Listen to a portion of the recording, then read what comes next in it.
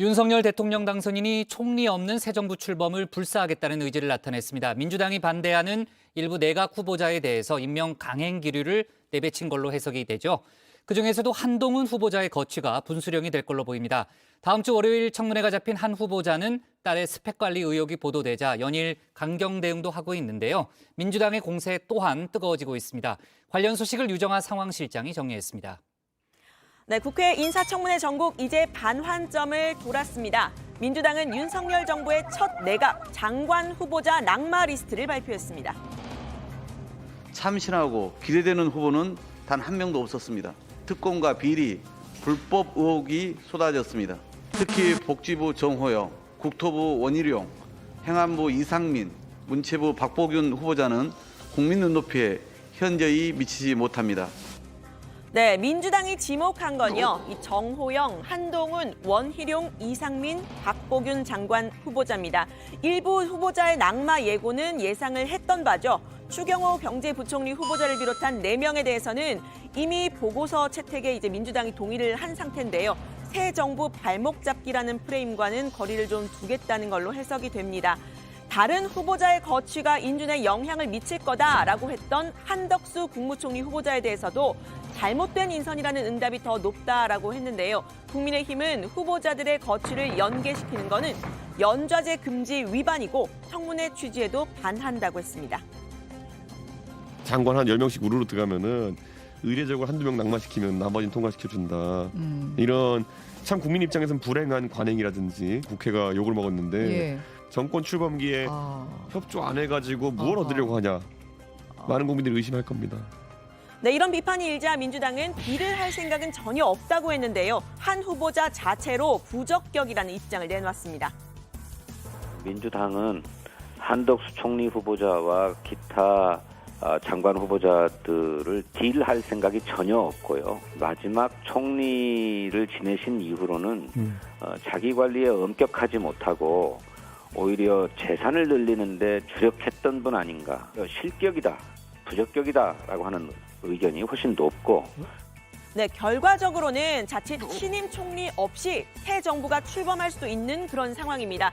정면 돌파를 택한 윤석열 대통령 당선인, 총리가 없는 새 정부 출범을 불사하겠다 이런 뜻을 밝혔다고 하는데요.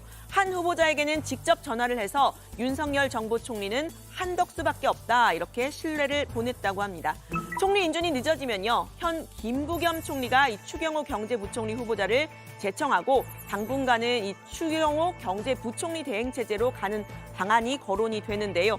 윤 당선인은 어제 만찬에서 협치 카드로 내놓았던 이 한 후보자에 대해서 민주당이 이럴 줄은 몰랐다고 격노한 것으로 알려집니다.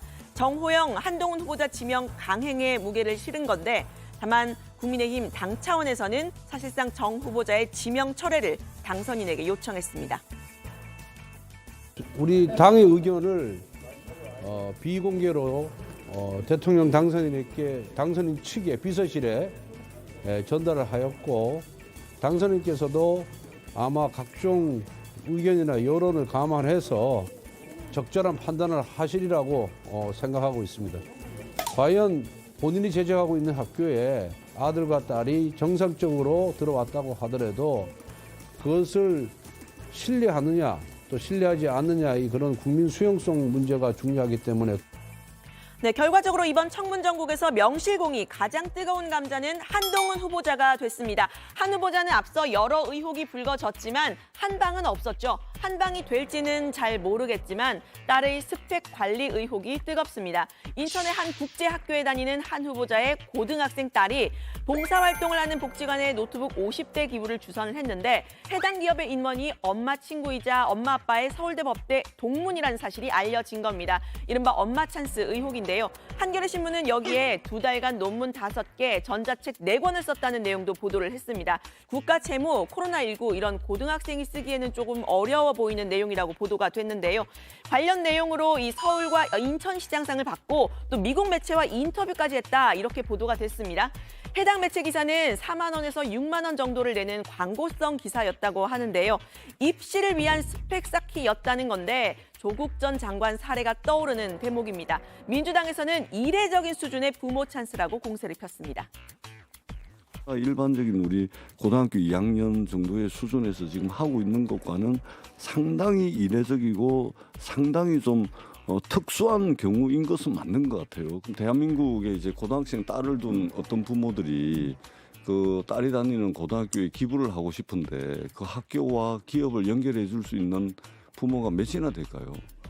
국회의원이 저도 안 됩니다. 네, 국민의힘에서는 조 전 장관 사례와는 완전히 다르다고 선을 그었습니다. 한 후보자의 딸, 범죄 혹은 위법 행위와는 거리가 멀고 단지 공부 잘하는 학생일 뿐이라고 한 겁니다. 아버지는 유명하신 지금 그 조국 교수고 어머니도 유명한 정경심 교수예요. 엄마 찬스, 아빠 찬스를 가지고 범죄 행위를 했다는 게 핵심이고요. 그러니까 이 한동훈 후보자 이 딸은 그냥 공부 잘하는 아이예요. 지금 범죄 행위가 아닌 거거든요. 근데 마치 이걸 범죄 행위, 조민하고 똑같은 프레임으로 네, 특히 논문과 전자책을 여러 권 썼다 이 기사에 대해서는요. 논문이 아니라 학교 수업 과제였다. 이렇게 급을 낮추는 발언이 국민의힘에서 나왔습니다. 기사에 왜곡과 과장이 있었다는 건데요. 미국에서 수학을 한 이준석 대표, 한국의 교과 과정과는 좀 달리 봐야 한다고 했습니다. 특정한 기간에 몰려가지고 이렇게 저널에 그 저널을 봤을 때는 그냥 권위가 있는 저널이 아닌데 이렇게 업로드했다 돼 있잖아요. 네네. 수업이었을 가능성이 있습니다. 네, 누구보다 강하게 반박하고 있는 건 바로 한동훈 후보자 본인입니다. 노트북 기부의 경우에는 딸이 아니라 해당 기업이 한 것이라면서 미성년 자녀의 정상적인 봉사활동에 대한 무리한 프레임 씌우기라고 비판을 했고요. 역시 이 대표와 마찬가지로 논문이 아니라 학교 과제나 에세이를 올린 것이다 이렇게 이야기를 했습니다. 공직 후보자의 자녀, 특히 미성년자에 대해서는 어디까지 검증을 해야 하느냐 의견이 분분하죠. 한 후보자 자녀의 스펙 관리, 현재로서는 위법한 부분도 없지만 아직 대입에 활용된 것도 아닙니다. 다만 여권에서는 연일 조국 전 장관처럼 검증을 해야 한다 이렇게 공세를 펴고 있는데요. 윤호중 비대위원장은 공수처 수사 사안이라고까지 목소리를 높였습니다. 경찰과 공수처는 한동훈 후보자에 대해 즉각적인 수사를 개시해야 합니다. 한동훈 후보자 자녀의 드러나는 비위 의혹, 조국 전 장관은 포악한 악어 앞에 작은 송사리였습니다. 네, 하지만 과거 조 전 장관의 사례를 좀 살펴보면요. 수사가 진행 중인 상황에서도 법무부 장관으로 임명이 됐었습니다. 당시 문 대통령은 의혹만으로 임명하지 않을 수는 없다고 했는데요. 인사청문회까지 마쳐 절차적 요건을 모두 갖춘 상태에서 본인이 책임져야 할 명백한 위법 행위가 확인되지 않았는데도 의혹만으로 임명하지 않는다면 나쁜 선례가 될 것입니다. 네, 한동훈 장관 후보자의 지명, 절차상으로는 민주당의 동의 꼭 필요는 없습니다. 윤 당선인의 마음 먹기에 달렸는데요. 한 후보자의 월요일 청문회를 좀 지켜봐야겠지만 이 검수완박 비판부터 시작해서 민주당과의 충돌, 피하지 않겠다는 태도가 분명해 보입니다. 특히 본인과 자녀에 대한 의혹에 건건히 대응을 하면서 기사 관련 법적으로는 고소 고발을 하고요. 민주당 송영길 대표와 최강욱 의원 등에는 사과를 요구하고 있는데요. 민주당에서는 한 후보자의 대응에 대해서 우려가 나왔습니다. 여러 차례 이제 좀 공무원으로서 보여줄 수 없는 그런 언행을 좀 하지 않습니까? 좀 자신의 힘을 좀 믿는 것처럼 보여지는 그런 모습들을 보여줘 왔는데 그런 것의 연속선상이 아닐까 싶은 느낌을 주는 거죠. 이런 부분이 이제 또 아마 청문회에서도 문제가 제기가 좀 될 겁니다. 네. 네, 법무장관으로서 공개석상에서 사사건건 대립하고 충돌하는 모습 과거에도 사실 본 적이 있는데요. 잘잘못을 따지기에 앞서서 이 지켜보는 국민들에게는 좀 피로감을 줬다 이런 평가 일각에서 나왔었죠. 검사 1인이 아니라 법무부 장관을 준비하는 한 후보자 입장에서 이분의 모습을 따라하고 싶은 건 아니겠죠. 저의 지시를 절반을 잘라 먹었죠. 차라리 그냥 지휘하지 않고 장관의 말을 겸허히 들으면 좋게 지나갈 일을 세상 지휘랍시고 해가지고 일을 더 꼬이게 만들었어요. 네, 오늘 상황실 여기서 끝이 아닙니다. 다정회의 공식 사이다. 조익신 멘토와의 크로스 발제가 준비가 되어 있는데요. 톡 쏘는 상황실에서 전해드립니다. 조멘토.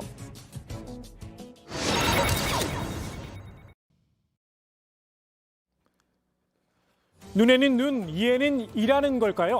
앞서 국민의힘이 검수완박 법안 합의를 파기했죠. 이번엔 민주당이 원구성 협상을 원점에서 재검토하겠다고 나섰습니다. 당초 약속했던 법사위원장 자리 국민의힘에 못 주겠다는 겁니다. 전임 원내 지도부가 후임 원내 지도부, 특히 법적으로 이 책무가 있고 또 권한이 있는 그런 그 분들의 것까지 합의한 것은 그것은 권한 밖의 일을 미리 한 것이다. 전임 원내 지도부 윤호중 비대위원장이죠. 윤 위원장이 월권을 행사했다는 건데요. 글쎄요, 같은 민주당 아니었던가요? 윤 위원장이 말했던 합의 정신, 사실상 휴지 조각이 된 셈입니다. 앞으로 여야가 더욱더 협력해서 통 큰 협치를 이뤄나가는 데 함께 노력하도록 하겠습니다.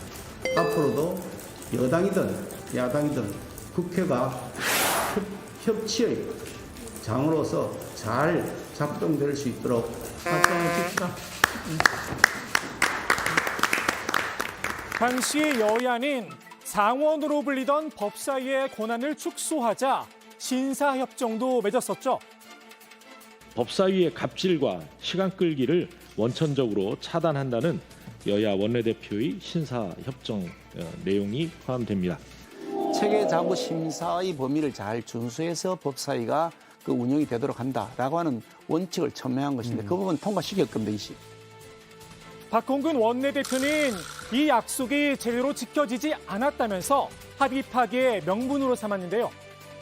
법사위가 그렇게 상원같이 그 권한을 행사하지 못하도록 그렇게 이제 당시에 논의가 있으면서 이 부분과 함께 이제 그 법사위를 국민의힘이 맡는다라고 하는 그런 부분이 동시적으로 묶음으로 합의가 된 것으로 제가 듣고 있습니다. 그런데 이미 그 전자는 법사위에서 무너진 지 오래입니다. 여전히 그 묶음 자체가 유효하다고 볼 수 없는 그런 상황까지 이르러 있는 것이죠. 글쎄요, 지난해 양당 합의로 법사위의 권한을 축소하는 국회법 개정안도 통과를 시켰었죠. 국회법 일부 개정법이라는 대안을 의결하도록 하겠습니다. 투표해 주시기 바랍니다. 배석 235인 중 찬성 198인, 반대 21인, 기권 16인으로서 국회법 일부 개정법이란 대안은 가결되었음을 선포합니다. 국민의힘에선 동네 반상회도 이런 식으로 운영하진 않는다며 강하게 반발을 했는데요. 법사위원장과 의장을 동시에 다 차지하겠다는 것은 정말 독설이자 뻔뻔스러움을 극치라고 아리할 수가 없습니다. 동네 반상회도 이렇게 운영하지는 않습니다. 법사위는 이제 국민의힘이 가져간다라고 이제 제 방에 가면은 그거 협의문 걸어놨습니다. 예. 근데 그거를 무시하고 가겠다라고 하는 거는 눈에 뵈는 게 없는 거죠. 검수 완박 합의를 일방적으로 깬 국민의힘. 사돈 낱말할 때는 아닌 듯합니다. 정작 답답한 건 여야의 닮은 꼴 행보를 지켜봐야 하는 국민들이겠죠. 합의와 협치가 실종된 힘대 힘의 맞대결. 결국 그 피해는 고스란히 국민들에게 돌아갈 듯합니다. 당시에 제가 전에 듣기로는 야당으로서 정부 여당을 견제하기 위해서 법사위를 맡아야 한다. 이 논리를 편 것으로 저는 좀 들었습니다. 그러면 지금은 그 논리는 과연 어떻게 적용돼야 되는지 되묻지 않을 수가 없는 것이죠. 대통령의 거부권 행사. 그 권한을 민주당이 사용하도록 만드는 그런 모양새가 될 수 있거든요. 그럼 대한민국은 입법 불능 상태에 빠지게 됩니다. 문득 미셸 오바마 여사의 이 말이 떠오릅니다. 저들은 저급하게 해도 우리는 품격 있게 가자. 우리 정치권에 너무 많은 걸 바라는 걸까요?